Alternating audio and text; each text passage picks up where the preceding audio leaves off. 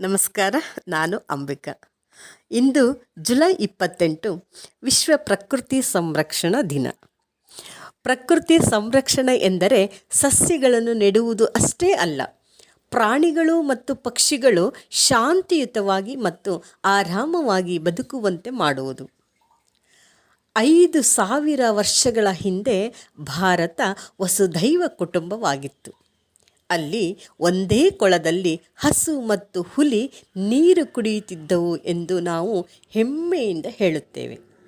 ಆದರೆ ಇಂದು ಮಾನವನ ತಪ್ಪುಗಳಿಂದ ಆಗುತ್ತಿರುವ ಪರಿಸರ ಮಾಲಿನ್ಯವು ಈ ಭೂಮಿಯಲ್ಲಿ ಮನುಷ್ಯನೊಂದಿಗೆ ವಾಸಿಸುವ ಪ್ರಾಣಿಗಳು ಮತ್ತು ಪಕ್ಷಿಗಳ ಜೀವನವನ್ನು ಪ್ರಶ್ನಾರ್ಹಗೊಳಿಸಿದೆ.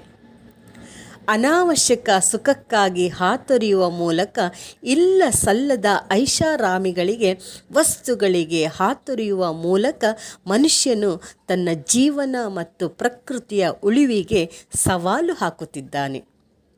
ಶುದ್ಧ ಮನಸ್ಸು ಪ್ರಕೃತಿಯನ್ನು ರಕ್ಷಿಸುವ ಶಾಂತಿಯುತ ಆಲೋಚನೆಗಳಿಗೆ ಸ್ಥಳವಾಗುತ್ತದೆ. ಇದು ಮಾನಸಿಕ ಮಾಲಿನ್ಯಕ್ಕೆ ರಜೆ ನೀಡುತ್ತದೆ. ಅದಕ್ಕಾಗಿ ಪಂಚತತ್ವಗಳನ್ನು ಪಾವನಗೊಳಿಸುವ, ಪರಮ ಶಕ್ತಿಯನ್ನು ದಯಪಾಲಿಸುವ ಪರಮಾತ್ಮನ ಸ್ಮರಣೆ ಎಂಬ ವೃಕ್ಷವನ್ನು ಮನಸ್ಸಿನಲ್ಲಿ ಗಟ್ಟಿಯಾಗಿ ನೆಡಬೇಕು. ಪ್ರತಿದಿನವೂ ಬುದ್ಧಿವಂತಿಕೆ ಎಂಬ ಜಲವನ್ನು ಮತ್ತು ಧೈರ್ಯವೆಂಬ ಬೆಳಕನ್ನು ನೀಡಬೇಕು. ವಂದನೆಗಳು.